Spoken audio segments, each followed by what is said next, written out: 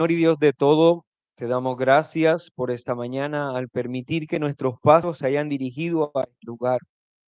Sabemos, Señor, que todo cuanto redundó en que nosotros, Señor, estuviésemos hoy aquí, fue dirigido por ti, Señor.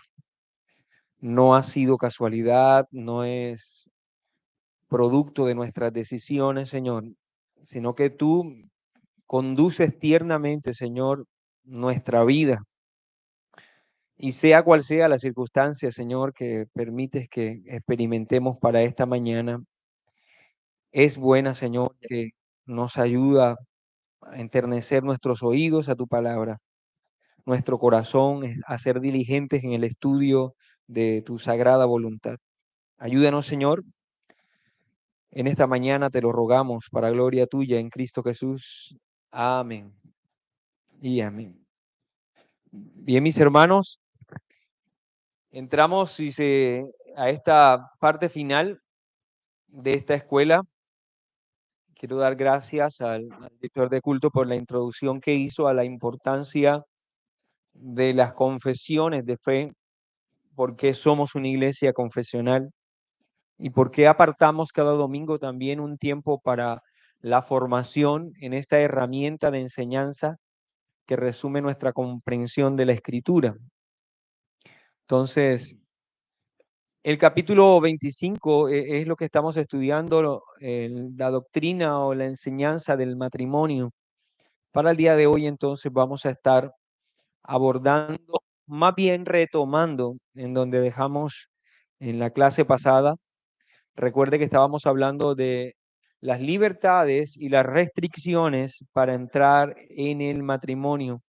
Espero que usted todavía recuerde un poco lo que decíamos al respecto, libertad y restricciones. En cuanto a la libertad, señalábamos claramente que toda persona, toda clase de persona puede casarse. No hay ningún tipo de restricción en cuanto a aquel que lo desee, siempre y cuando pues respete la naturaleza del matrimonio. Y de hecho, bueno, el propósito quizás algunos no quieren cumplirlo, pero la naturaleza del matrimonio como la enseñamos. En cuanto a las restricciones, estuvimos hablando específicamente de las restricciones para los creyentes. Estuvimos anotando esto en forma específica, como la Biblia habla entonces de que aun cuando lo que se requiere es querer casarse, en realidad para el creyente deben haber algunas consideraciones que debe tener presente y estuvimos hablando acerca de ello. Y luego hablamos de las restricciones dirigidas a todos, o es allí donde nos encontramos, las restricciones dirigidas a todos. Entonces el matrimonio, dice la confesión, y espero que usted la tenga allí a la mano, y de hecho aprovecho la oportunidad, si alguno de los presentes nos ha estado visitando y hasta este momento no le hemos entregado confesión de fe, o sea, no tiene una confesión a la mano, solo los que nos han venido visitando, por favor levante la mano, que nuestro servidor le va a obsequiar una confesión de fe. Si usted nos está visitando o recientemente se ha acercado a nosotros y necesita una confesión, nuestros servidores podrán acercarse de este lado. Sí, de este lado, Sebastián o Carlos, para que nos pueda acompañar usted en el estudio de la confesión de fe. Todos los demás asumimos que tienen su confesión de fe a la mano.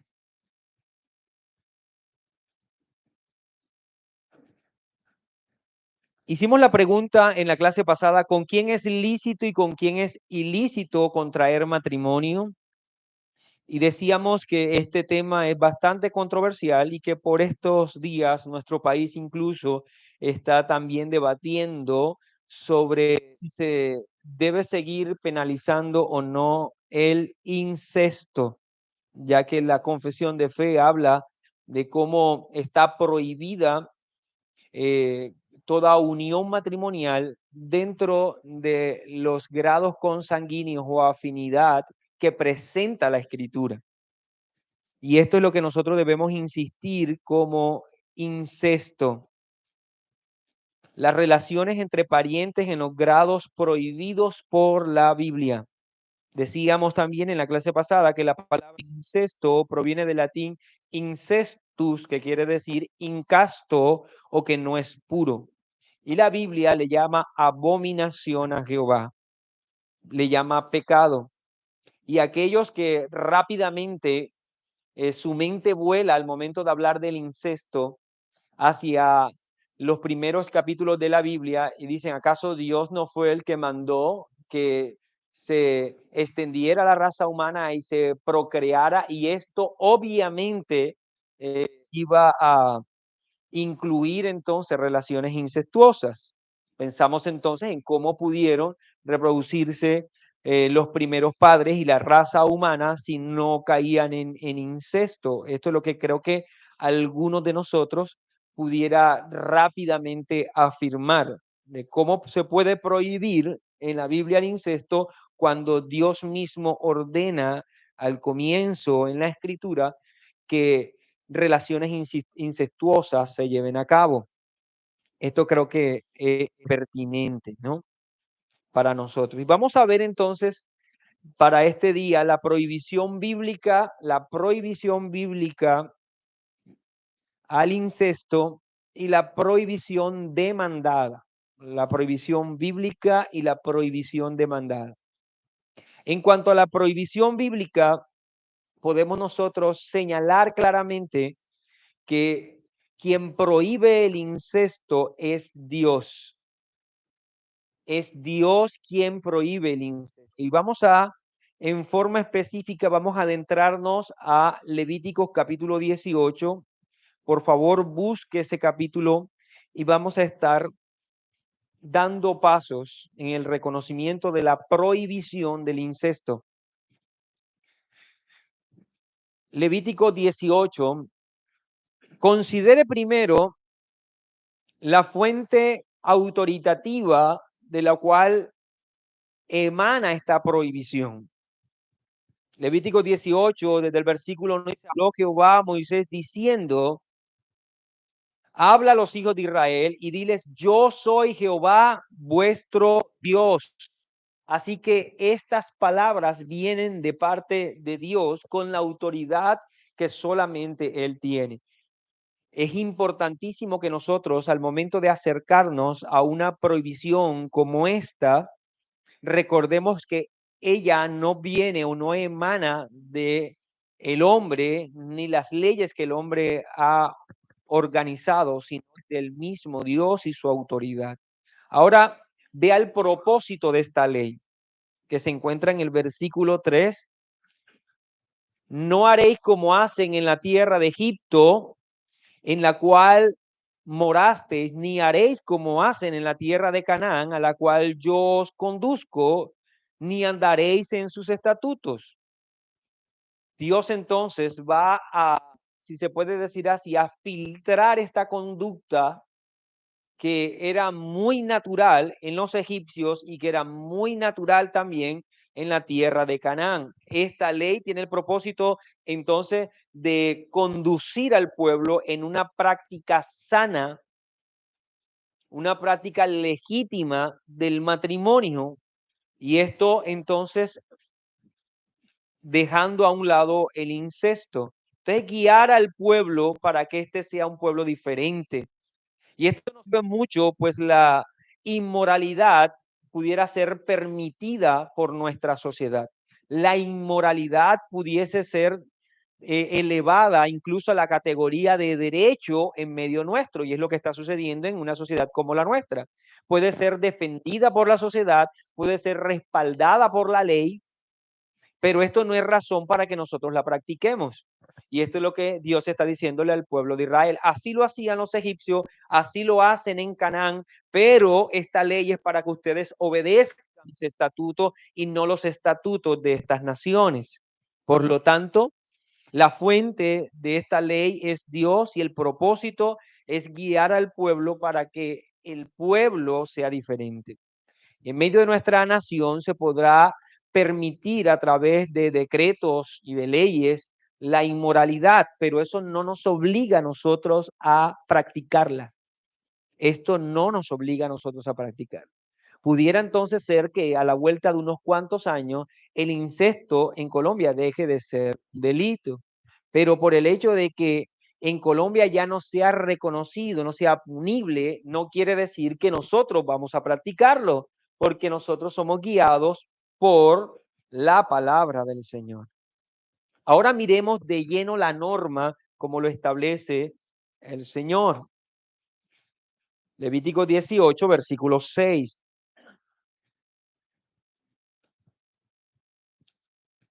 Ningún varón se llegue a parienta próxima alguna para descubrir su desnudez, yo Jehová. Es muy común, decía hace un rato, escuchar algunas preguntas cuando se presenta este tipo de enseñanza, y el propósito es adelantarme a esas preguntas que seguramente ustedes pudieran hacer. Y es que en la procreación, en el jardín del Edén, debió haber incesto. Ahora, antes de que nosotros demos una respuesta a ello, es muy importante que nosotros reconozcamos que un pecado existe desde el momento en el que se rotula de parte de Dios. Diciéndole en términos jurídicos, un delito es delito siempre que se tipifica como delito. Ahora entonces, la pregunta que debemos hacernos es, ¿en el jardín del Edén hubo incesto? La respuesta que nosotros debemos decir es no. ¿Por qué? Porque Dios no iba a mandar a hacer algo que él consideraba pecado. La forma en que nosotros pudiéramos evaluar las relaciones en el jardín del Edén, o más bien posterior a la caída, entre los primeros pobladores de la tierra, pudiera ser llamada incestuosa porque lo vemos desde la retrospectiva, desde el momento en que se rotula el pecado y lo miramos hacia atrás. En tiempos incluso podemos también considerar postdiluvianos. ¿Cómo se hizo para poblar la tierra después del diluvio? ¿Cuántas personas fueron los que salieron del arca? 8 personas y tenían que poblar la tierra. No podemos retular como pecado las uniones que Dios permitió en la edad temprana, y no solamente que Él permitió, que Él ordenó en la edad temprana, porque todas ellas fueron precisamente ordenadas y dadas por Dios. Déjeme ponerlo así. La norma posterior debe siempre pesar más para nosotros que las acciones anteriores aceptadas y ordenadas por Dios. Cuando una persona justifica el incesto hoy diciendo que Dios mismo ordenó el que se poblara la tierra y esto necesariamente era caer en relaciones incestuosas, es no reconocer que la práctica de las relaciones entre parientes fue regulada por el mismo Dios y prohibida por el mismo Dios. De manera entonces que aquello que Dios ordena en el comienzo, luego prohíbe. Ahora, ¿tiene el derecho Dios de hacer estas cosas? Claramente sí. Tiene todo el derecho de ordenar y luego regular. Pongamos un ejemplo de esto. Y esto vamos a considerarlo en cuanto a la dieta. ¿Acaso Dios no ordenó un número completo y preciso de animales que el pueblo de Israel debía considerar inmundos y que ellos no debían comer? Estos animales para el pueblo de Israel debían debían mantenerse alejados de su dieta. Ellos no podían comer eso. Ahora, ¿por qué eran inmundos? Porque Dios lo había prohibido. Mucho se podía especular acerca de las razones por las cuales Dios lo prohibió, por cuestiones sanitarias, porque estos animales tienen tal cosa o producen en el cuerpo tal cosa o tales enfermedades. Eso es la forma en que nosotros podemos justificar el proceder de Dios. Pero en realidad, el hecho de que eran prohibidos es porque Dios simplemente lo prohibió. Dijo que no se debía comer y no debían comerse. Algunos diseñan argumentos para sostener el incesto como pecado, considerando las consecuencias de la genética. Yo creo que quizás algunos han escuchado eso. No es que Dios prohíbe el incesto, ¿por qué? Porque si hay relaciones entre parientes, entonces va a haber una, si se puede decir, una consecuencias en la genética al unirse parientes. Y esta es la razón por la cual Dios entonces lo prohibió. Pero eso no es así. Algunas uniones incestuosas, incluso que tuvieron como resultado hijos, estos hijos no salieron enfermos. Pero la razón por la cual nosotros sostenemos que el incesto es pecado es porque simplemente Dios lo prohibió. Ya sea que el resultado de la unión incestuosa sea un hijo sano, un hijo enfermo, el hecho es que Dios es quien lo está prohibiendo. Dios le habló a Pedro, recuerden ustedes, él extiende un manto y luego le presenta a todos los animales que eran inmundos desde tiempo atrás. Y Dios le dice entonces a Pedro, mata y come. Pedro contesta, ¿no? En Hechos 10, 14 y 15. Señor, no. A Dios le dijo, no voy a comer, porque ninguna cosa común o inmunda he comido jamás. Pedro está movido por la ley que el mismo Dios había establecido. No comeré ninguna cosa inmunda. Ahora la voz de Dios dijo lo siguiente: lo que Dios limpió, no lo llames tú común o inmundo. Y la pregunta natural entonces es, ¿acaso no eran inmundos esos animales? Sí, el mismo Dios lo había ordenado. Entonces Pedro debía preguntarle a Dios cuándo fueron limpios esos animales. Si la ley dice que esos animales son inmundos, ¿por qué me invitas a comerlo cuando son inmundos? Y la respuesta es que desde el mismo momento en que Dios le ordenó a Pedro a comer esos animales, dejaron de ser inmundos y son limpios, porque Dios no iba a invitar a Pedro a que pecara, a que comiera algo que es inmundo. Por eso la respuesta es directa: no llames inmundo a algo que Dios ha llamado limpio porque te lo ha ordenado. Entonces, si Dios dijo para la extensión de la raza humana al comienzo que estaban permitidas las uniones matrimoniales entre parientes, entonces no era pecado. Pero si luego vemos claramente la ley diciendo que no se puede tener relaciones matrimoniales entre parientes cercanos, nosotros ¿cómo debemos considerarlo? Es como pecado. Entrar entonces a debatir si se aplica o no se aplica, lo primero es no entender que la norma, es lo que decía hace un rato, la norma establecida por Dios va incluso a pesar más que la conducta anterior que fue permitida por Dios.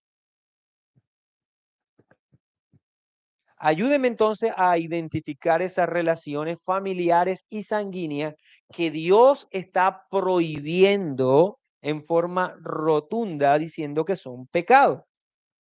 Vamos a ir a cada versículo. Versículo 7, algún hermano puede leerlo. Levítico 18, versículo 7. No descubrirá.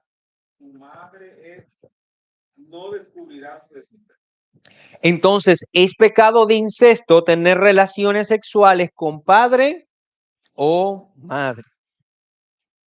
Está totalmente prohibido en el texto. Veamos el versículo 8.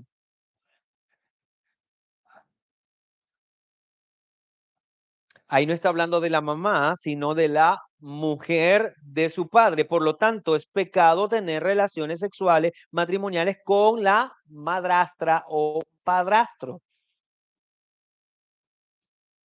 No hay, si ustedes lo ven bien, no hay una unión sanguínea, sino de afinidad.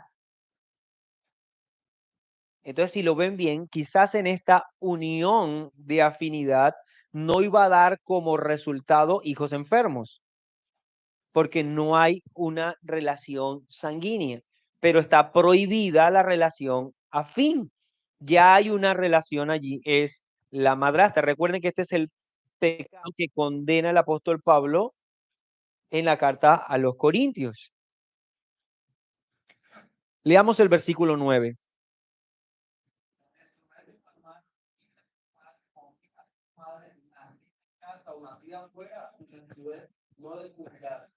Entonces es pecado tener relaciones sexuales entre hermanos o medio hermanos, en el que comparten solo un padre. Versículo 10.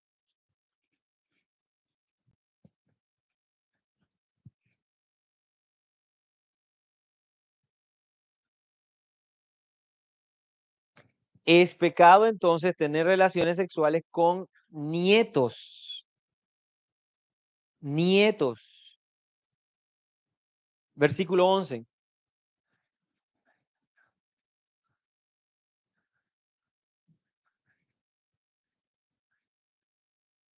Es pecado tener relaciones sexuales con hermanastros. Leamos el versículo 12 y el versículo 13.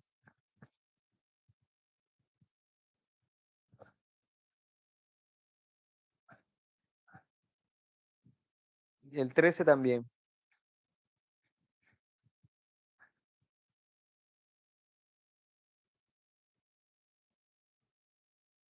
Entonces nos presenta que es pecado tener relaciones sexuales con tíos.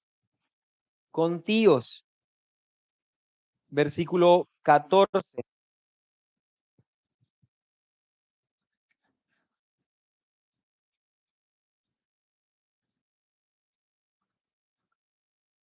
Es pecado tener relaciones sexuales con tíos políticos.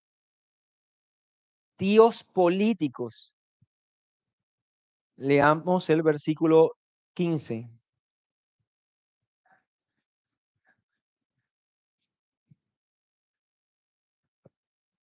Bastante claro, es pecado tener relaciones sexuales con nueras o con yernos. Versículo 16.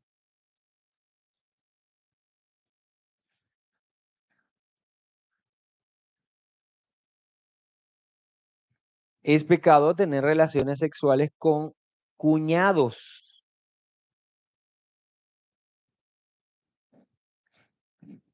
¿Recuerdan ustedes que este es el pecado que censura Juan el Bautista de Herodes?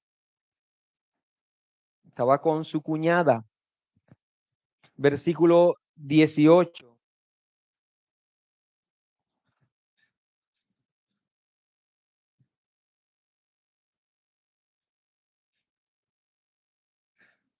Entonces estamos hablando de aquel que pretendía tener relación con su esposa y su cuñada a la vez. Está prohibido tener relaciones incestuosas con los cuñados. Estas son las prohibiciones de las relaciones entonces maritales entre parientes o grados de afinidad. Y pudiéramos y entonces traer a la memoria también una, una ley que pudiera en apariencia, digamos, contradecir también lo que estamos presentando, y es la ley del levirato. Quisiera que meditásemos sobre eso, la ley del levirato. ¿Acaso Dios no pide ir en contra entonces de esta en particular, del incesto por tener relaciones entre cuñados, con la ley del levirato? ¿Es la ley del levirato una relación o más bien un mandato a entrar en relación incestuosa? Vamos a leer la ley entonces. Deuteronomio 25, versículo 5. Vamos hasta leer hasta el versículo 10. Deuteronomio 25, 5 al 10.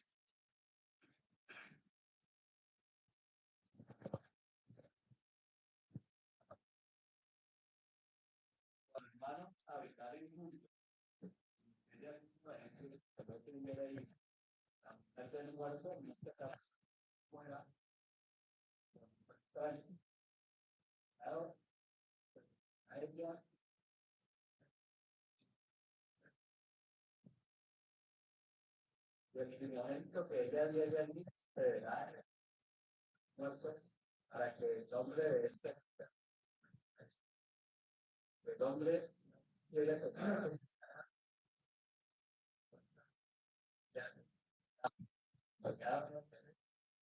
el hombre a él, a su hermano, no quiere emparentar conmigo. Entonces los ancianos de aquella ciudad van a venir y hablarán con él, y este se bajará y dice, no quiere tomar. Se acercará entonces a él delante de los ancianos que estarán cansados de mí y se dirán entonces se habrán quitado.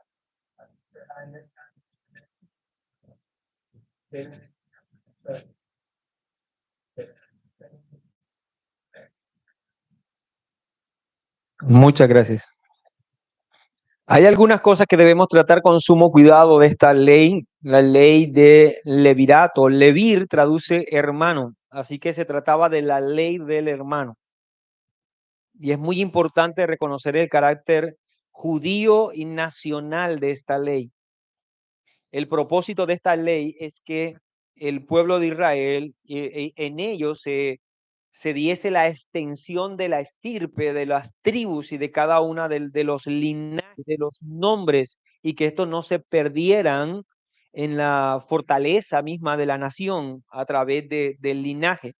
Y esto nos ayuda a reconocer que es una ley de carácter civil. Es una ley de carácter civil que está suscrita a las normas que eran vigentes para el pueblo judío. Por lo tanto, no están vigentes como normas civiles para nosotros. O sea, que no pesan sobre nosotros estas normas. Ahora, nosotros tenemos nuestro Romanos 13, ¿no? Hay unas normas civiles establecidas para nosotros, pero estas son las normas civiles establecidas para ellos. Y esta protegía la estirpe, protegía el linaje. La unión con una cuñada, como lo vimos en Levíticos 18, estaba prohibida, pues era cuñada, o sea, el hermano estaba vivo, era cuñada, estaba vivo, pero este no es el caso. El hermano, para la ley del levirato, el hermano ha muerto y específicamente no hay descendencia. Existía entonces un protocolo de cumplimiento de esta ley, como ustedes lo ven bien, y con ella lo que se procuraba era preservar las genealogías. No se promovía el incesto, sino que se anulaba primero la afinidad de cuñada al morir el hermano, y por demanda de la ley se debía dar entonces honra al fallecido en caso incluso en caso exclusivo de no haber descendiente de tal persona, del primero. En este caso, no podemos nosotros reconocer en este mandato una invitación al incesto, ya que se da bajo asuntos específicos y con un protocolo específico que Dios mismo invita a respetar. Y no quiero ignorar lo que sucede muchísimo en este caso, que pudiera malinterpretarse este texto, considerando entonces que Dios se está contradiciendo, sino que esto es una cláusula específica para el pueblo de Israel, nuevamente con el propósito de preservar la dinastía, al darle honor al fallecido quien no tuvo heredero. Esto es en cuanto a la ley del levirato. Si hay preguntas, entonces luego las hacemos. Pero estamos viendo entonces la prohibición específica del incesto. Vimos entonces cómo Dios manda que el hombre no se acerque a parientes cercanos. Ahora, algo que es curioso, y espero que ustedes lo hayan notado, es que no se prohíbe las relaciones entre primos. Eso es curioso, ¿no? que cuando tú analizas en detalle, puedes ir sacando, como lo hicimos, pariente y pariente y pariente, y no aparecen allí primos. Algunos han dicho, incluso han llegado a la conclusión que se entienden porque digamos, en la costumbre judía no se veían como primos, sino como hermanos. Entonces se entienden en la prohibición del hermano.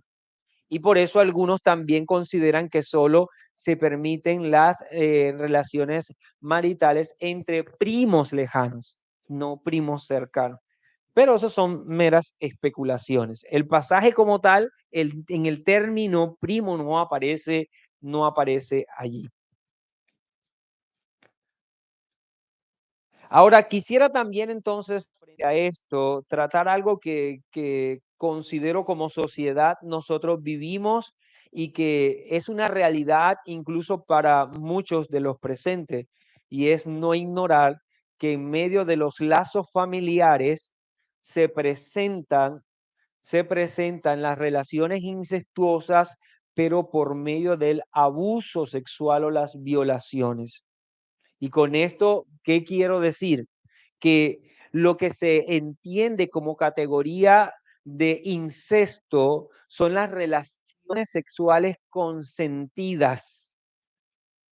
Pero si un familiar se acerca a otro y somete físicamente o psicológicamente para obtener de él placer, la víctima no está incurriendo en pecado de incesto. Sí es por parte del victimario, pero no por parte de la víctima.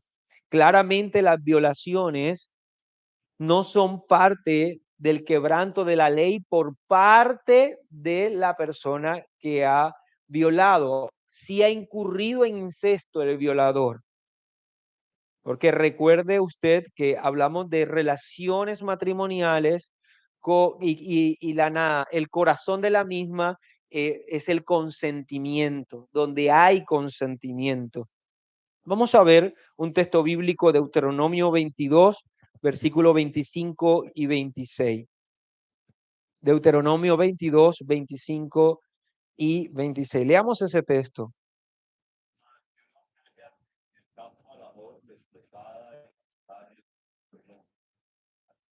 Con ella morirá solamente el hombre. Mas a la joven no le harás nada. No hay en ella culpa de muerte. Pues cuando no se levanta contra el foro, está la Biblia, así es en este caso. Notemos que la ley decía que una mujer que estaba desposada era una mujer que estaba comprometida en matrimonio.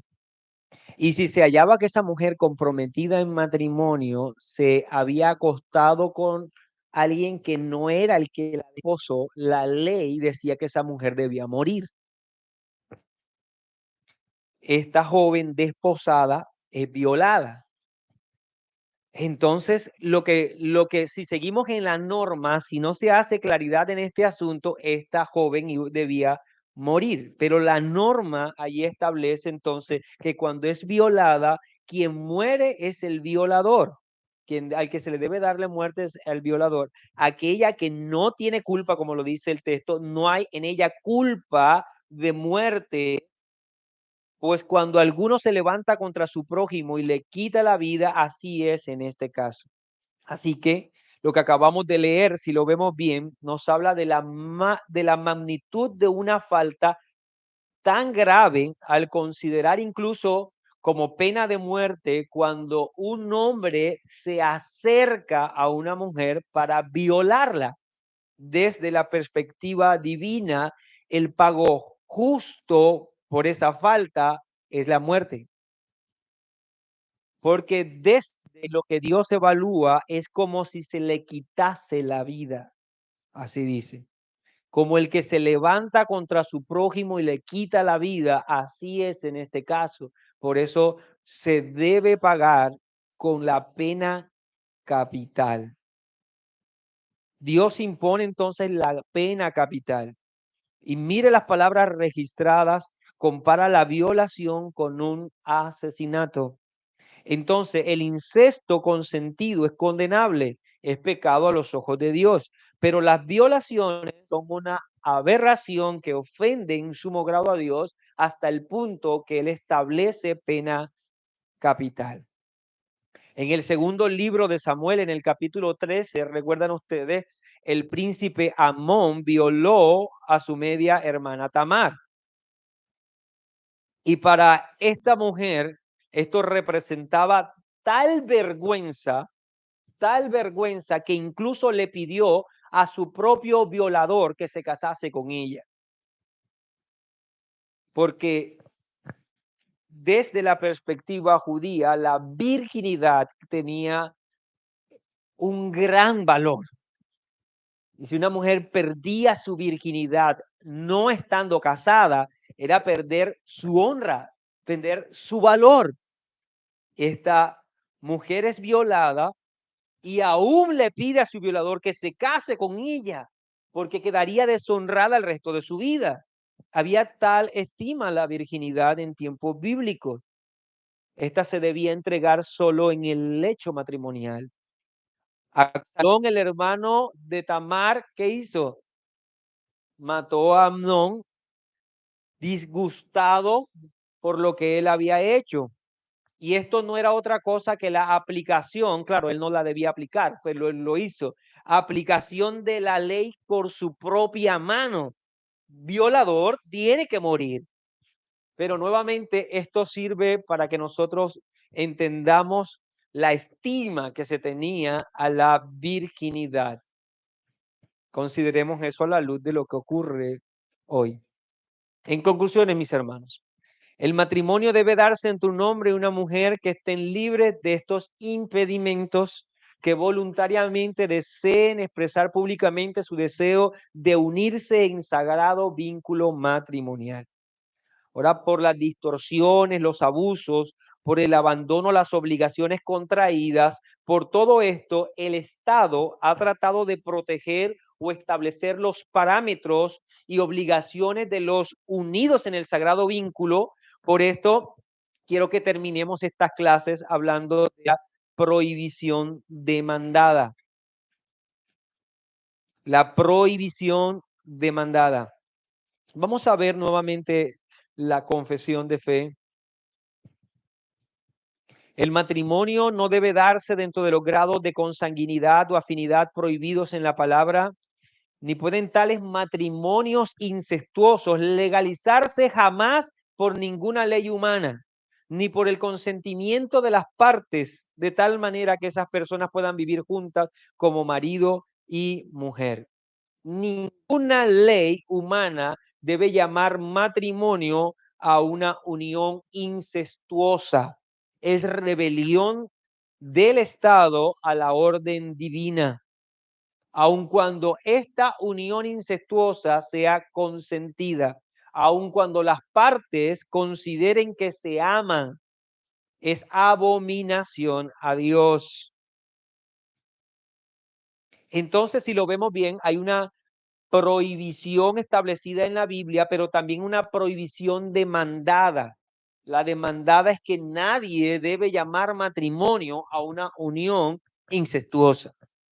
Nadie, y no debería haber ninguna ley que le llame o la permita llamarse matrimonio. Es una aberración a los ojos del Señor. Ok, ¿qué nos resta entonces, amados hermanos? Nos resta hablar de aquello que no está en la confesión de fe y que dijimos que íbamos a tratarlo brevemente, y me refiero al divorcio y a las segundas nupcias. Y para ello quiero invitarles a que vayamos a un texto bíblico, Marcos capítulo 10, versículo del 4 al 9. Marcos 10 del 4 al 9. Ellos dijeron: Moisés permitió dar carta de divorcio y repudiarla. Y respondiendo Jesús le dijo: por la dureza de vuestro corazón os escribió este mandamiento. Pero al principio de la creación, varón y hembra los hizo Dios. Por esto dejará el hombre a su padre y a su madre y se unirá a su mujer. Los dos serán una sola carne. Así que ya no son ya más dos, sino uno. Por tanto, lo que Dios juntó, no lo separe el hombre. Hemos hablado entonces del matrimonio en estas clases. Hemos hablado de la naturaleza del matrimonio, del propósito y de la libertad y las restricciones para entrar en el matrimonio, tanto para creyentes como para todos sin distinción. Pero no podemos negar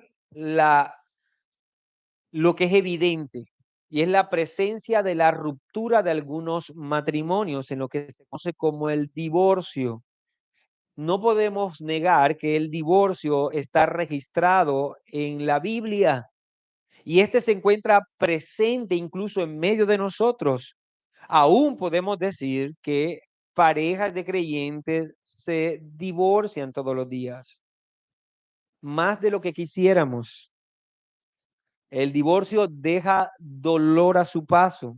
Así como el matrimonio es una declaración pública de una unión de amor, el divorcio es una declaración pública de que el pecado ha ganado en estos dos que se han unido, que el pecado ha vencido de una forma u otra. Nunca hay divorcio sin presencia de pecado.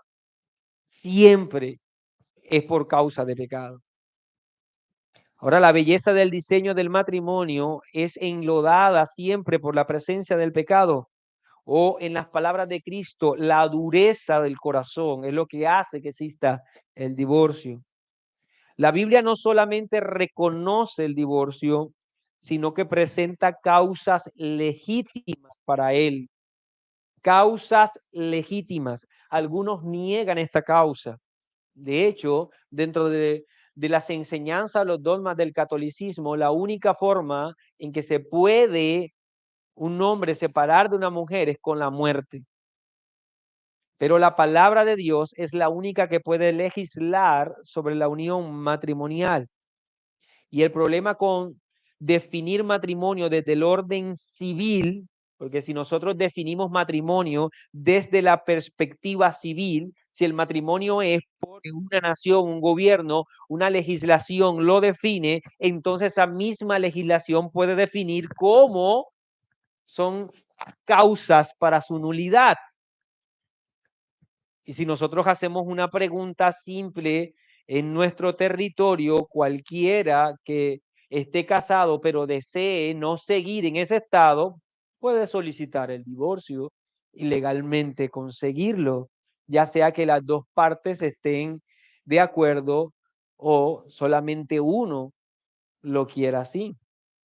Entonces no pudiéramos nosotros definir matrimonio desde el orden civil de la nación, porque también entonces le entregaríamos a el orden civil el poder regular su nulidad.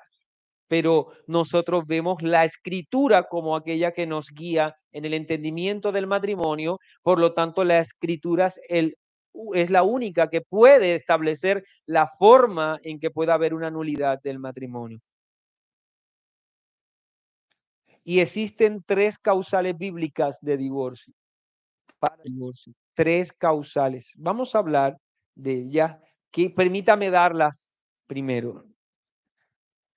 Primera, violencia doméstica. Segunda, fornicación o adulterio. Tercera, abandono.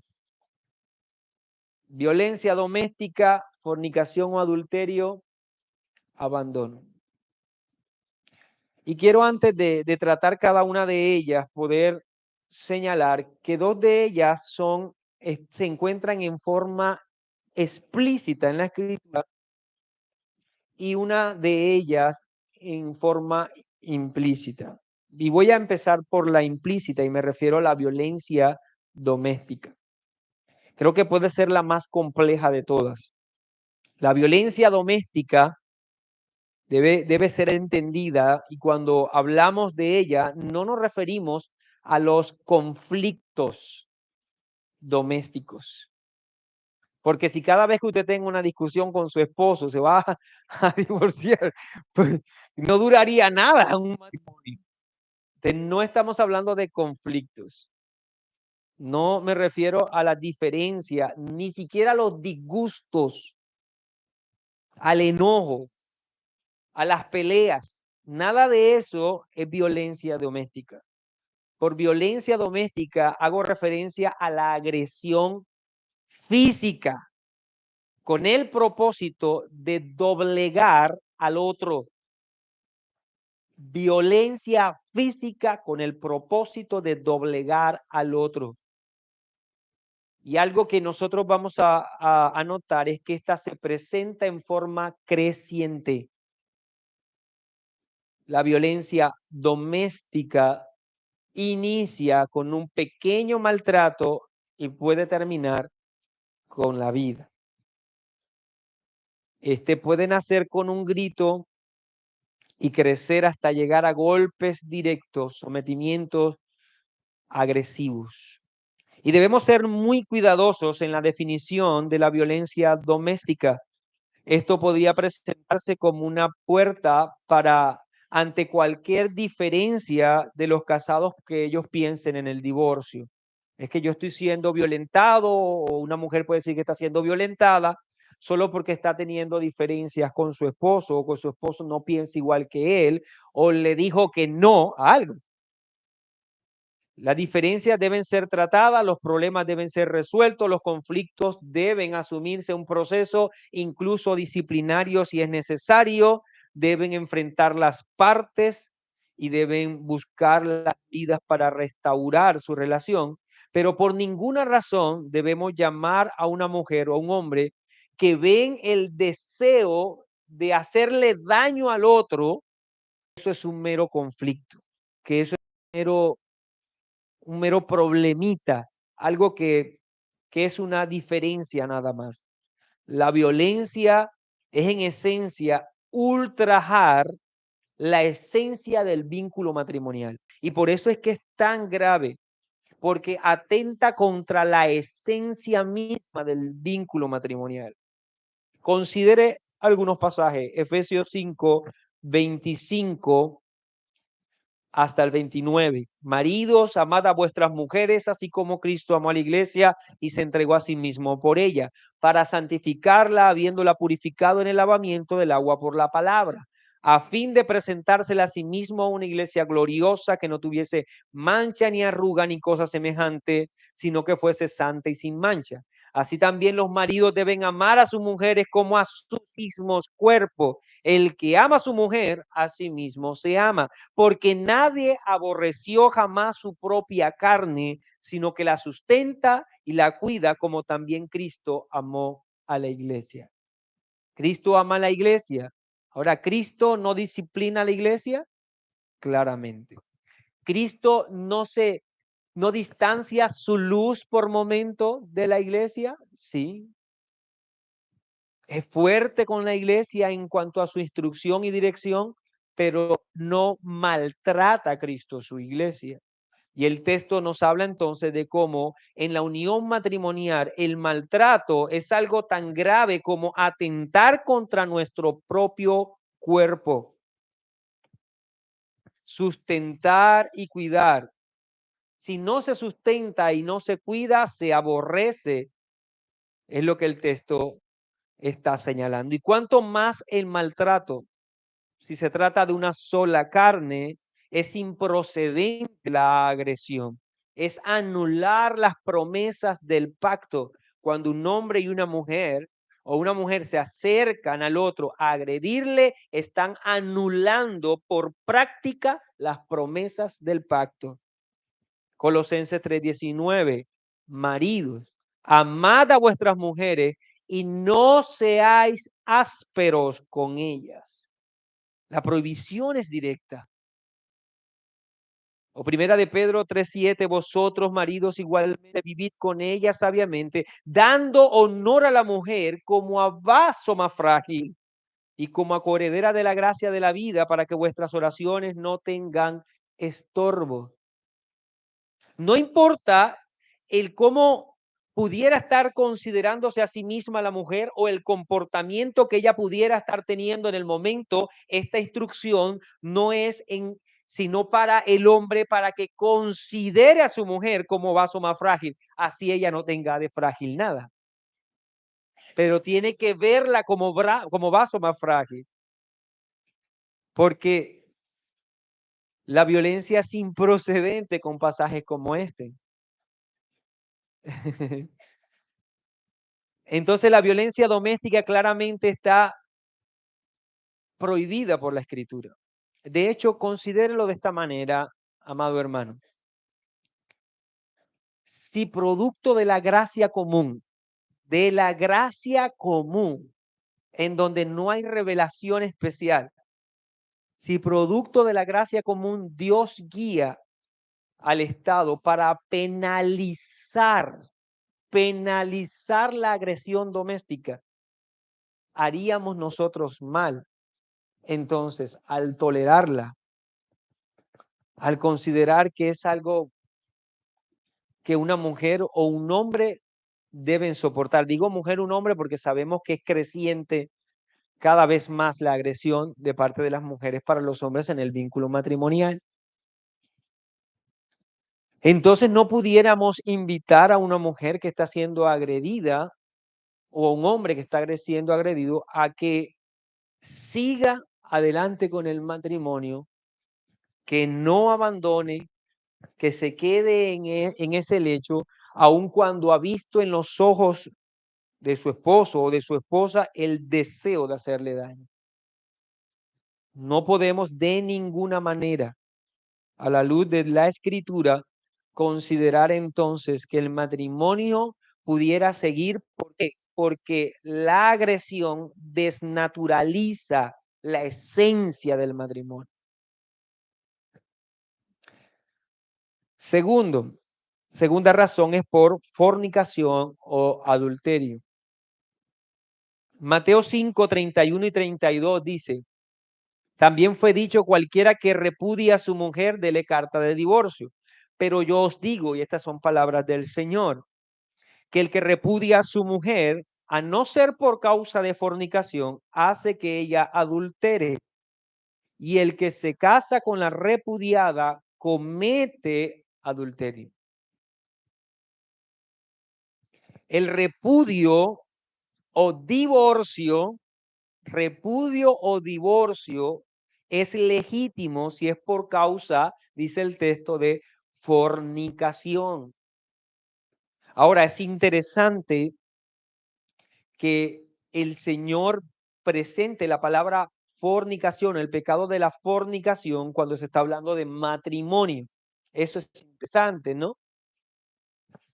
De que cómo se puede dar carta de divorcio a una mujer cuando están legítimamente casados. Se dice por causa de fornicación. Algunos han pensado que la fornicación entonces no cabe de ninguna manera dentro del matrimonio, pero el Señor Jesucristo está hablando de fornicación. Y hay dos posibles respuestas a esto. Uno es en el entendimiento de la palabra fornicación en su sentido gramatical. La palabra fornicación es la palabra porneia, que traduce desorden sexual. Quiere decir que esta persona casada no encuentra en su pareja el deleite, no encuentra en su pareja la fuente del disfrute sexual, sino que tiene que buscar otras fuentes, que anda en búsqueda de otras fuentes de excitación y desahogo sexual. Entonces a eso se le llama fornicación. Ya sea entonces a través de un acto sexual con otra persona o de cualquier forma en que se excite y encuentre satisfacción sexual. Entonces, la palabra fornicación tiene un abanico de posibilidades de aplicación también, o de pecados que están dentro de ella. Que llámese cualquiera del que usted ya sabe. Entonces, para este caso, el Señor está presentando allí que es el divorcio por causa de que la persona que juró que se deleitaría solamente en su esposo, en su esposa, ahora está buscando otra fuente de deleite sexual. La sexualidad monogámica, de exclusividad en pureza y en honor, va a preservar el matrimonio. Pero la vida sexual por fuera del matrimonio destruye el matrimonio. Y es lo que el Señor Jesucristo está presentando allí. Él dice, a no ser por causa de fornicación. Está diciendo, no hay razón para el divorcio, a no ser que se anule la unión matrimonial. ¿Por qué? Porque esta persona está buscando otras uniones matrimoniales por fuera. Está buscando la forma de satisfacerse sexualmente cuando en el pacto matrimonial la vida sexual era quien estaría dándole a esa unión matrimonial, le estaría dando pues el carácter formal. Primera a los Corintios 6:16.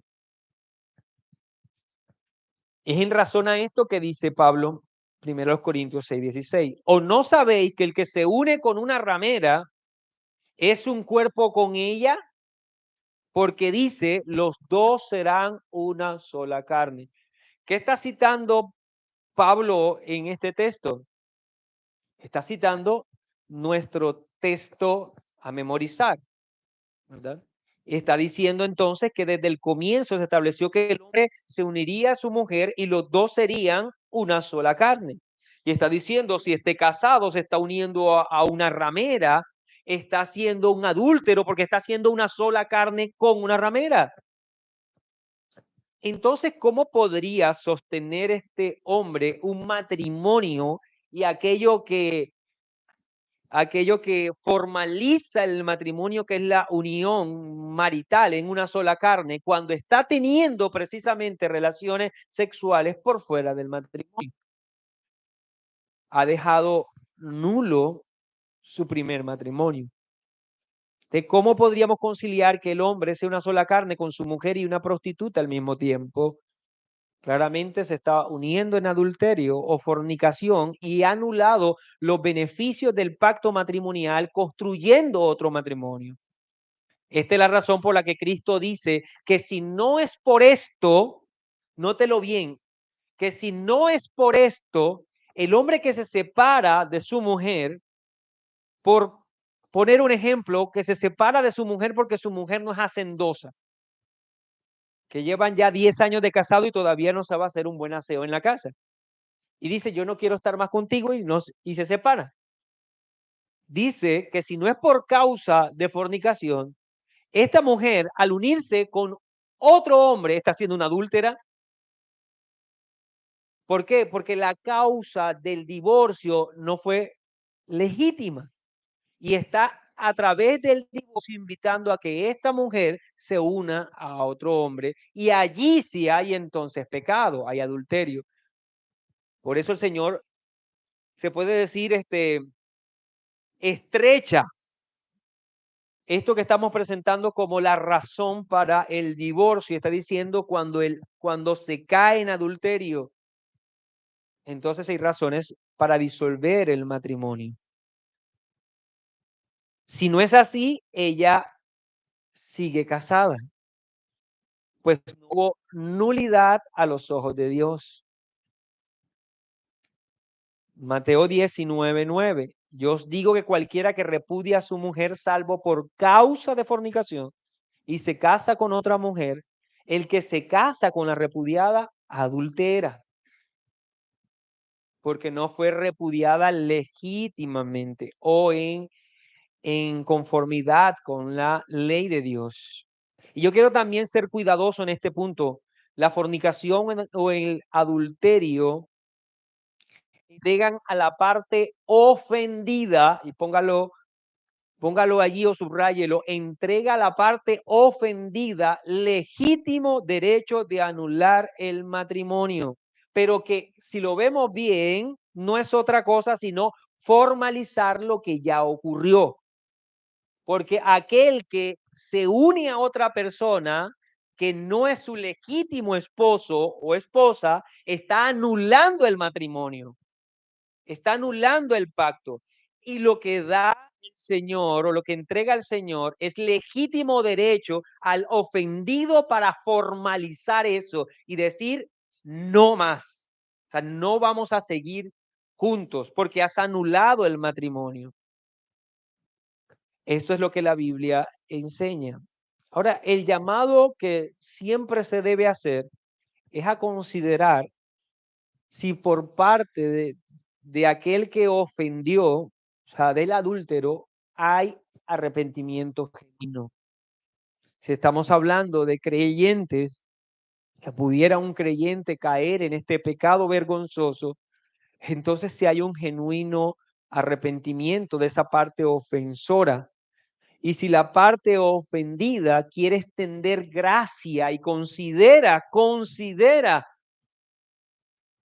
que debe obrar en gracia porque hay evidencias de arrepentimiento y es bueno preservar el matrimonio, entonces, si lo quiere, la abundancia de gracia sobreabundará sobre el pecado, o el amor cubrirá multitud de pecados. Si no, porque también puede pasar. Sí hay arrepentimiento, pero la parte ofendida dice, no quiero vivir el resto de mi vida así, considerando, pensando en lo que sucedió, tiene legítimo derecho a los ojos de Dios. Claro, el llamado que nosotros debemos hacer es a que perdone. Pero dirá la parte ofendida, perdonar no quiere decir vivir juntos. ¿Verdad? Perdonar, sí.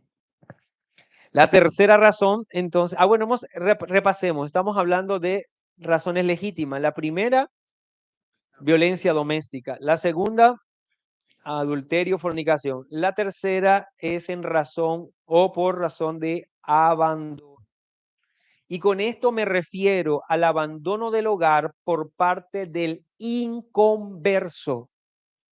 La Biblia presenta un matrimonio en el cual luego o posterior a estar casado, uno de los casados conoce del Señor.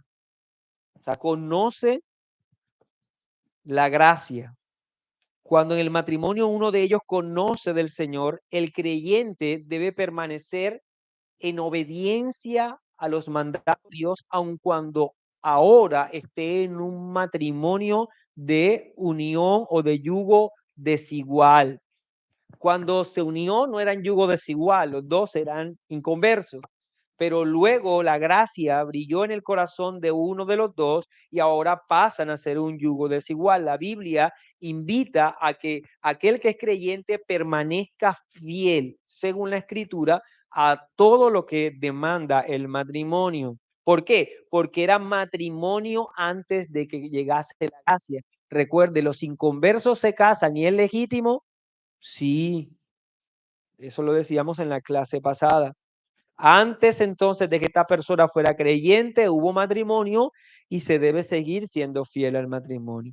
Ahora, si este no creyente no tolera la fe, no tolera ahora la vida de aquel o el esposo o la esposa y decide abandonarle, hay una anulación unilateral del matrimonio haciendo libre al creyente de esa unión. En 1 Corintios 7, 12 y 13 dice, y a los demás yo digo, no el Señor. Ahora quisiera poder explicar este pedacito. Esto no quiere decir que esto es un consejo bueno, puede que sí, como puede que no. Ustedes verán si les parece bueno o no. Sino que Pablo entiende que si nosotros miramos en el Evangelio hay una sola razón de nulidad de matrimonio. ¿Cuál es? Adulterio, fornicación, dado por los labios del Señor Jesucristo. Y el apóstol Pablo está siendo tan cuidadoso que está diciendo, aquí va otra razón de nulidad de matrimonio, pero resalta, esta no la dijo el Señor, la digo yo como apóstol. Está en la Escritura y es inspirado. Así que también es autoridad. Sino que Pablo resalta que es él inspirado quien lo está diciendo. No que sus palabras no tienen valor o que pueden ser desechadas. Y a los demás yo digo, no el Señor. Si algún hermano tiene mujer que no sea creyente y ella consiente en vivir con él, no la abandone. Pero si el incrédulo se separa, perdón, versículo 13 primero. Y si una mujer tiene marido que no sea creyente y él consiente en vivir con ella, no lo abandone. Ahora el versículo 15. Pero si el incrédulo se separa, sepárese pues no está el hermano o la hermana sujeto a servidumbre en semejante caso, sino que a paz nos llamó Dios. Entonces, si ustedes lo ven bien, aquí estamos hablando de un divorcio que es solicitado o es realizado por parte del no creyente, el abandono del hogar del no creyente, siendo esta entonces las únicas 3 causas legítimas de divorcio. Ahora, pensémoslo de esta manera, si estas son las únicas 3 causas legítimas de divorcio, entonces, ¿cuándo pueden darse segundas nupcias? Por 4 causas. Las 3 más la muerte. Estas son, si entonces un creyente, digamos, un creyente se separa o incluso una pareja de creyentes se separan por ninguna de estas razones, sino porque insisten en que, no sé, se les acabó el amor o ya no hay pasión o, o ganó la monotonía, cualquier cosa de esta que pudieran ser normales el día de hoy, ¿verdad? Pudieran ser normales el día de hoy. Si se insiste en esto el día de hoy y al final hay divorcio, entonces no hay permiso bíblico para segundas nupcias. No hay permiso bíblico para segundas nupcias.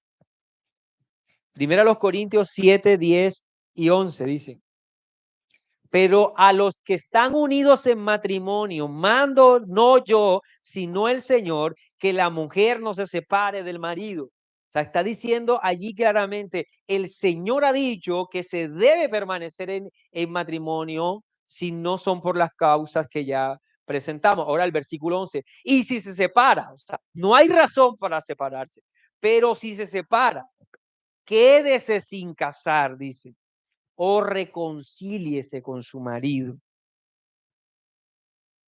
Entonces, ¿cuál es la opción? ¿Vive solo o devuélvete a tu legítimo esposo o esposa? ¿Verdad? Entonces, claramente el texto nos habla de cómo señalar segundas nupcias solo si hay causal legítima para el divorcio.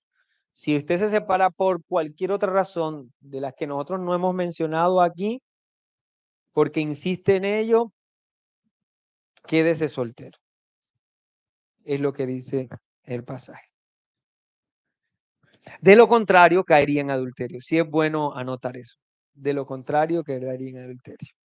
Bien, entonces, tengamos espacios para preguntas. Recordemos que en las clases pasadas decíamos que la Confesión Bautista de Fe de Londres no trata este asunto del divorcio. La Confesión de Westminster sí.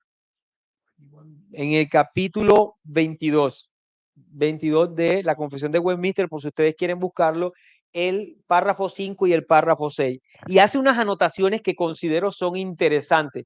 Voy a leerlo. Voy a citar la Confesión de Westminster en el capítulo 22, párrafos 5 y 6. El adulterio o la fornicación cometidos después del compromiso, si son descubiertos antes del matrimonio, dan ocasión. Esto es interesante porque la Confesión de Westminster aquí presenta, y muy importante esto, presenta el compromiso tan solemne como el matrimonio mismo. El adulterio o la fornicación cometido después del compromiso, si son descubiertos antes del matrimonio, está diciendo, esta es una razón para separarse. No se ha casado todavía, están comprometidos y ya se encontraron con infidelidad. Entonces, ya se puede, en este caso, hablar de que no hay una unión, disolver el compromiso. Recuerden ustedes qué es lo que quiso hacer José con María, dejarla en secreto, pues porque la ley exigía que ella debía morir apedreada, ¿no? Dan ocasión justa a la parte inocente para disolver el compromiso. En el caso del adulterio después del matrimonio, es lícito para la parte inocente presentar demanda de divorcio y después del divorcio casarse con otra persona como si la parte ofensora estuviese muerta, dice la confesión. Luego el párrafo 6 dice, aunque la corrupción del ser humano sea tal que le dé aptitud para estudiar argumentos para separar indebidamente a aquellos que Dios ha unido en el matrimonio, o sea, si se les ocurre a cualquiera otra razón para el divorcio, sin embargo, nada excepto el adulterio o la deserción obstinada que no pueda ser remediada por la iglesia o el magistrado civil es causa suficiente para la disolución del lazo matrimonial. Si este fuese el caso, debe observarse un procedimiento público y ordenado, y las personas involucradas en este no deben ser dejadas a su propia voluntad y discreción en su propio caso. Ahí termino entonces la cita. Preguntas, mis hermanos, de este lado, de acá. Buenos días, mis hermanos. Pensando en el segundo punto que usted da, que es la causal de fornicación y adulterio, pensando un poco en el caso del hombre que a veces es propenso a la pornografía e incluso a la autosatisfacción sexual, Sí. ¿eso entraría dentro de ese paquete, o entre ese punto como causal de divorcio, como fornicación y adulterio? Sí, sí, definitivamente. Hemos hecho tan secular, tan habitual ese pecado, y hablo específicamente por nuestra generación también, de la pornografía y la autosatisfacción sexual, que se cree que es algo incluso necesario, algo necesario. Pero cuando usted le pregunta a una mujer en el cual sabe que su esposo no la busca, sino que tiene una vida sexual solo, ¿verdad? Ella va a sentir que no hay matrimonio, y de hecho no lo hay. Entonces sí es una causa, sí es una causa. ¿Por qué? Porque es fornicación. La pornografía, la masturbación es fornicación. Cuando un hombre se une a una mujer en matrimonio, ese está asegurándole, está jurándole que ella será su fuente legítima de deleite y que no habrá más. Tiene que hacer como Job, hacer pacto con sus ojos de que no va a ver a ninguna otra mujer, ya sea las que pasen delante o las que estén en el dispositivo celular. Tiene que hacer pacto con sus ojos. Claro, es algo que suele cubrirse mucho, es algo que suele camuflarse mucho, pero la parte ofendida tiene todo el respaldo bíblico para decir entonces que su esposo no quiere estar con ella, sino que tiene otras fuentes de excitación. Porque, ¿qué es eso? Digamos, en el caso de la pornografía, sino ver una prostituta, a una mujer que le pagan para satisfacción sexual, aunque no pueda tocarle, eso es lo mismo, es lo mismo. Sí. Disculpen, hay muchas intervenciones, hermanos, así que hagámoslos con orden y premura, por favor. Ok. En el caso de que por lo menos el hombre es el que da carta de divorcio. La parte ofendida. O sea, en el caso de que el hombre me pegue, ejemplo, Sí, yo puedo pedir el divorcio, así él no me dé carta de divorcio. sí, así es. Y de hecho, no, de hecho, al momento si estamos hablando del primer caso, de la agresión física, la agresión doméstica, lo primero que debe hacer es buscar de una vez ayuda. Ante la agresión física no debe haber silencio, de ningún tipo, no debe haber silencio. Por más pequeña que sea la agresión, tiene que buscar ayuda de una vez. Y el consejo que se le debe dar inmediatamente es la protección. Consideren ustedes eso. El Señor Jesucristo, cuando habló de la gran tribulación que viviría el pueblo del Señor, no dijo, el Señor no invitó a que el pueblo sacara el pecho y enfrentaran los golpes. El Señor dijo, oren para que su huida, o sea, corran en dirección distinta a la violencia. Es la invitación que se debe hacer. Es la invitación que se debe hacer. Una mujer que es violentada, una mujer que es golpeada por su esposo, a ella no se le debe dar el consejo, ora ahí en casa todos los días y permanece, que el Señor obra con tu esposo. Eso puede ser un pésimo consejo, que la próxima vez encontrará a esa mujer muerta. Lo que tienen que hacer es huir, habla con parientes, habla con personas, pon incluso ante la denuncia ante el Estado, ante la ley, porque eso debe condenarse, debe condenarse.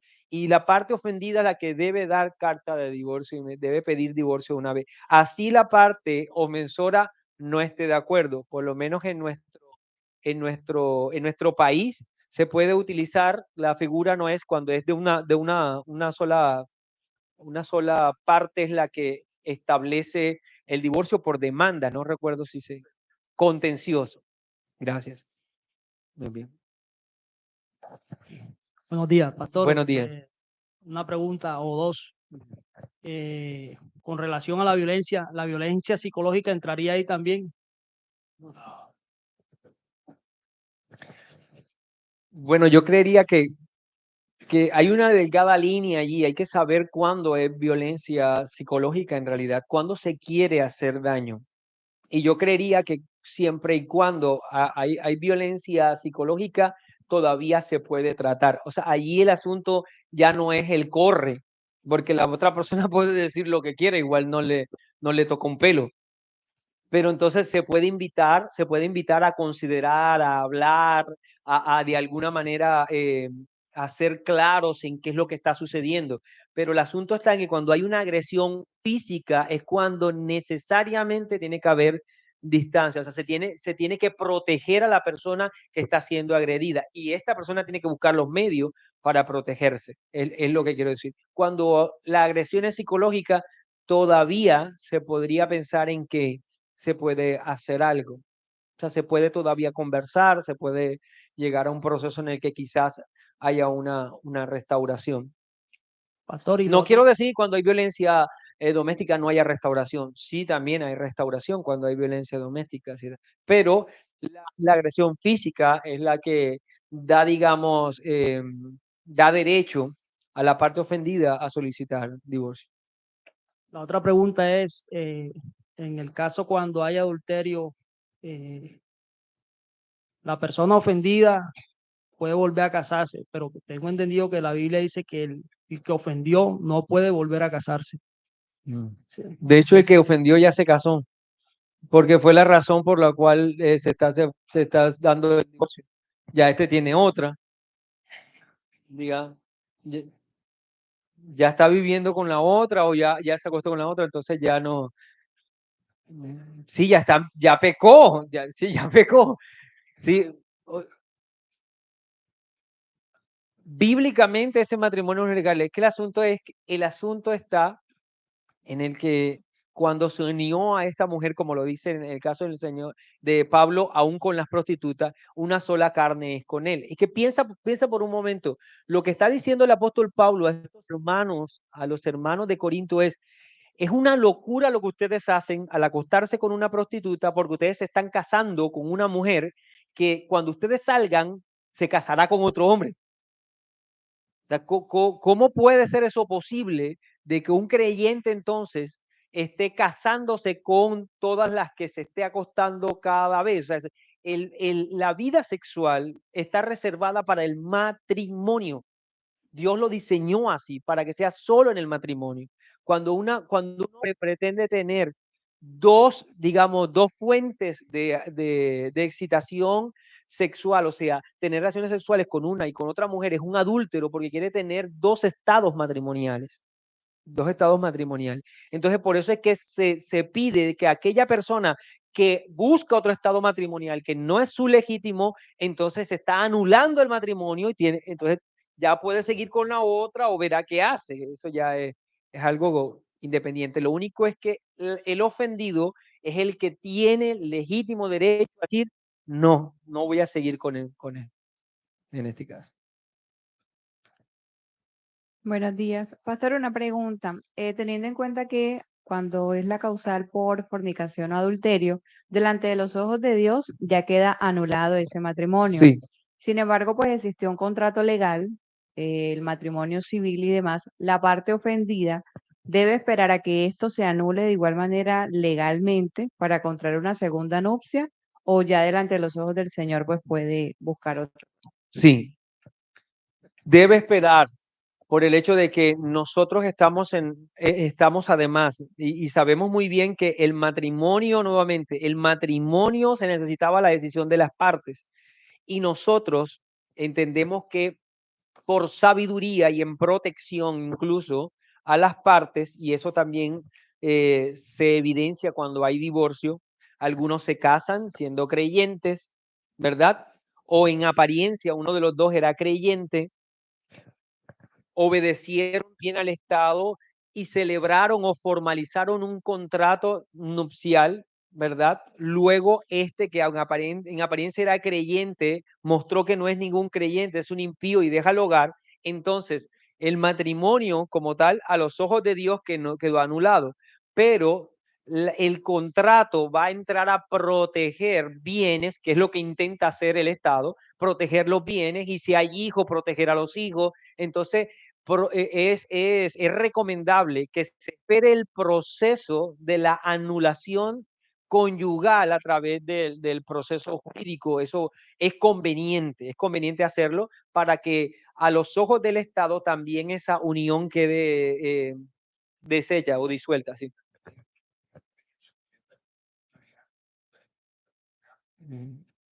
Muy bien.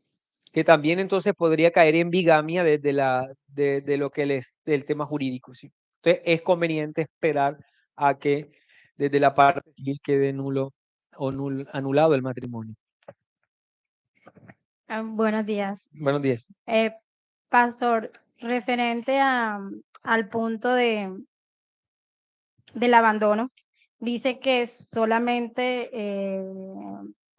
o sea, que se reconcilie o que se quede solo. En el caso de la violencia, también entraría esa parte porque si no hay adulterio, nada más que lo abandonó porque está maltratándolo físicamente, también debería esperar a que haya un adulterio de parte del que está cometiendo el maltrato. O sea, me puedo divorciar, tengo claro que me puedo divorciar, pero tendría que esperar porque no hubo adulterio en sí, sino nada más violencia física. Entiendo. Decíamos, las tres causales de divorcio son violencia doméstica, adulterio y abandono.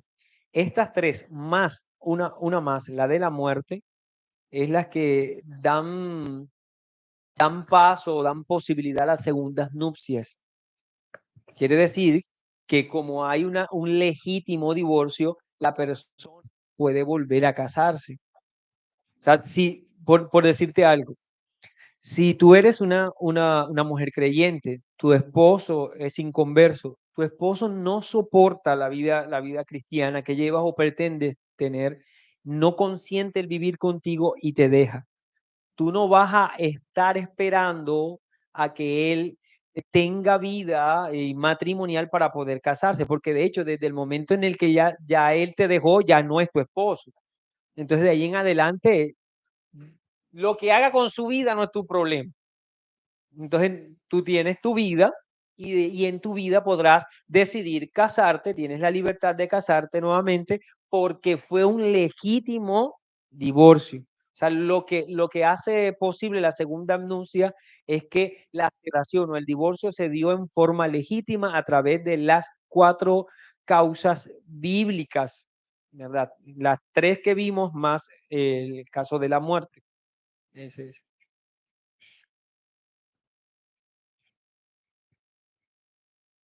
No, yo no estoy diciendo que la parte del divorcio sea solamente por adulterio. Esa es una. Hemos dado 3. Hemos dado 3. No una, 3. 4 para segundas nupcias, 3 para divorcio. Porque estás considerando que solamente el adulterio es la única forma en el que debe haber divorcio. Y aquí estamos diciendo la violencia doméstica, la fornicación o el abandono. Y de hecho, nota algo. El apóstol Pablo, cuando presenta el abandono, vamos a ir nuevamente al pasaje. Abandono, dice el apóstol Pablo. Pero si el incrédulo se separa, sepárese, pues no está el hermano o la hermana sujeto a servidumbre, sujeto a servidumbre en semejante caso, sino que a paz nos llamó Dios. Está diciendo allí claramente que puede separarse, aun cuando la razón no es adulterio, la razón es abandono. Entonces la persona está libre para casarse con otra persona porque el no creyente le abandonó, el no creyente le dejó. Él no tiene que esperar a que el otro caiga en adulterio, porque de hecho la próxima vez no caerá en adulterio, porque ya está divorciado. Se puede casar con otra persona. Entonces, el adulterio es solo una de las 3 razones legítimas para el divorcio. Sí.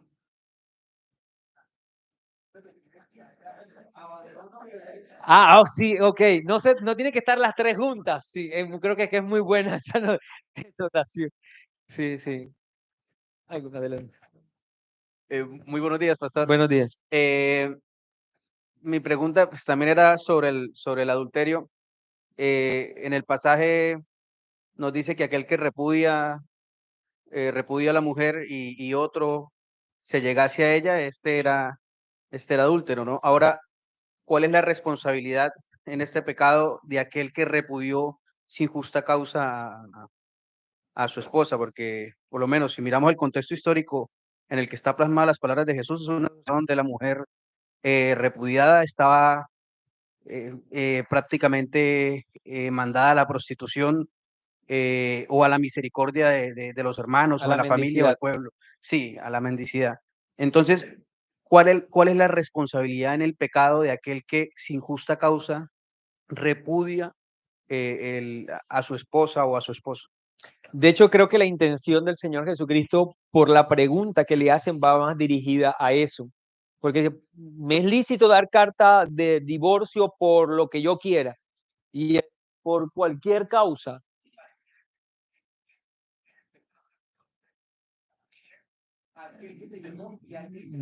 Y eso es lo que el Señor Jesucristo está diciendo. O sea, aquel que le da carta de divorcio a una mujer por cualquier causa, entonces está invitándola a ella al adulterio y al que esté con ella a que sea un adúltero también. Entonces, claramente debe haber una razón legítima y no se debería considerar otras más que aquellas que son claramente.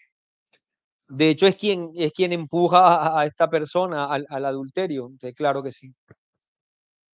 Una más. Gracias.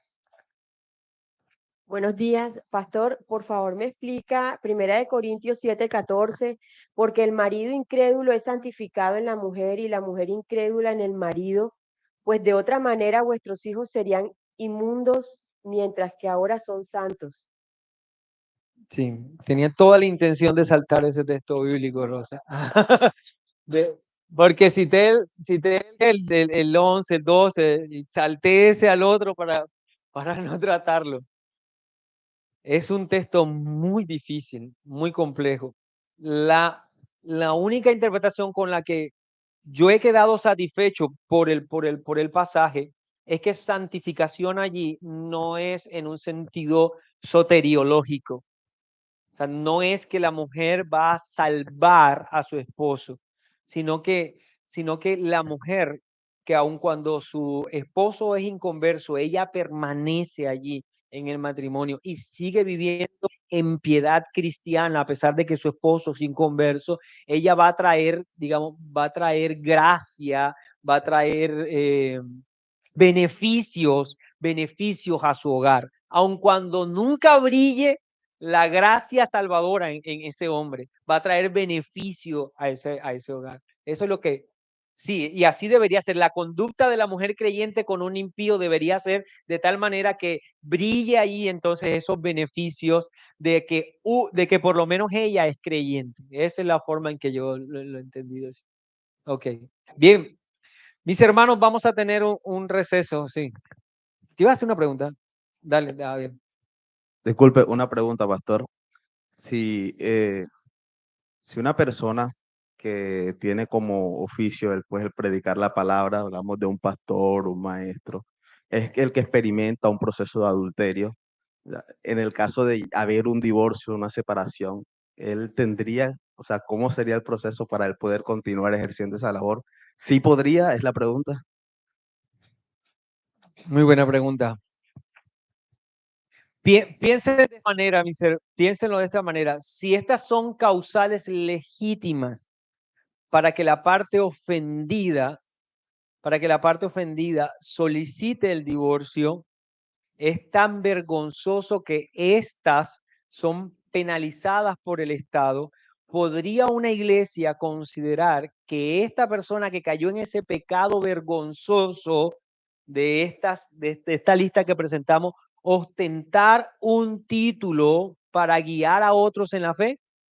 No, definitivamente. No que no sea creyente, puede ser restaurado y debe ser restaurado. El adúltero debe ser restaurado, ¿verdad? El que abandona los hogares debe ser restaurado. El que ejerce violencia debe ser restaurado, pero se debe tener claro allí que no debería entonces ser aquel que va a ser ejemplo para los demás. Sí, entonces quedaría en ese caso incapacitado, sí, para poder cumplir una función oficial. Claro que sí. Muchas gracias.